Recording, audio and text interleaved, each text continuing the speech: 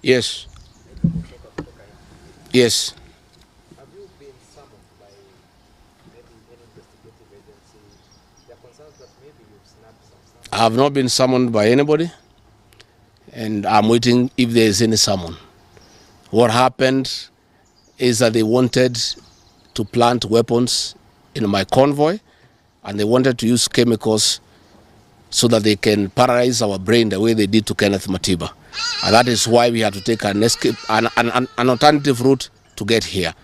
I would have wished they came here instead of wailing us on the road and using those dreaded criminals who are responsible for abductions and extrajudicial killings.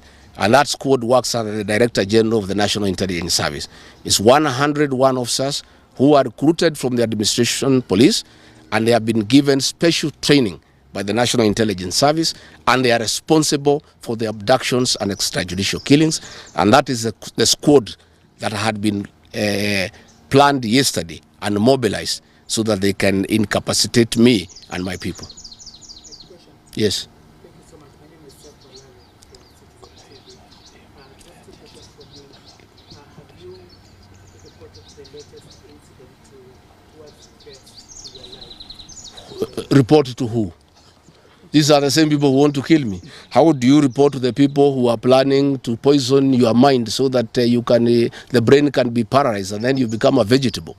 I cannot report. And I wrote to the Inspector General of Police and the Director of Criminal Investigations. Instead of answering the issues I had raised, told me to report to the next police station.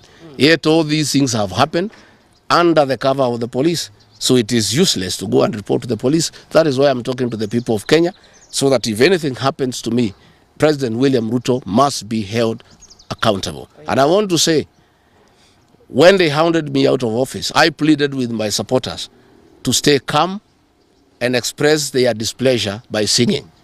That is no longer going to be the case.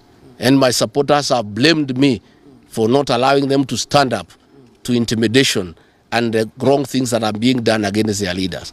Therefore, our supporters are on high alert, and they will be part of the leadership and ourselves who will be resisting impunity and intimidation by William Ruto and the government. Oh, yes. You've been on record in church in Gachagua yesterday saying you were misquoted. But in that particular show, you also had stating that should the elections be rigged in 2027, then it's going to be worse than how it was. I didn't say I was misquoted. I said the interpretation is wrong. People are not interpreting what I said correctly. Mine is a cautionary statement. And history is very important. During the finance bill of 2024, I did caution President William Ruto and the cabinet that it will bring problems because I listened to the people of Kenya. When a member of parliament from Rift Valley says that even if the votes are not enough, they will know how to manufacture them. When another leader from Rift Valley say they can rule for 24 years. These are the things that have put the people of Kenya on notice, and people are speaking. Yes. And as a responsible leader, I must caution IBC that the people of Kenya are saying, please don't try. And we are saying we must draw parallels from history. And all I was saying is that that has happened before in 2007, and it is possible it can happen now. And I was asking IBC to be patriotic enough to make sure they don't put the country into a crisis. That is all I did. I did not ask anybody to cause violence. I did not say people will fight each other. I just said, let's be careful. This has happened before, and it was bad. And from the way people are speaking, it could be worse. That is all I said. Enough. Yes, Waweru.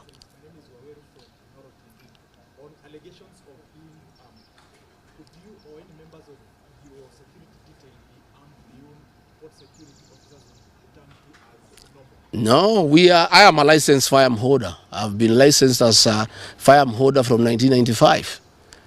Officers who helped me are licensed firearm holders within the provisions of the law.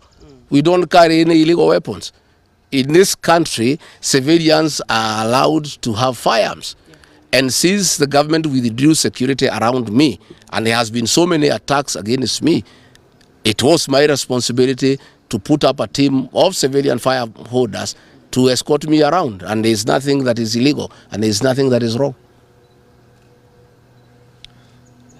Tumesikizana? Asanteni sana.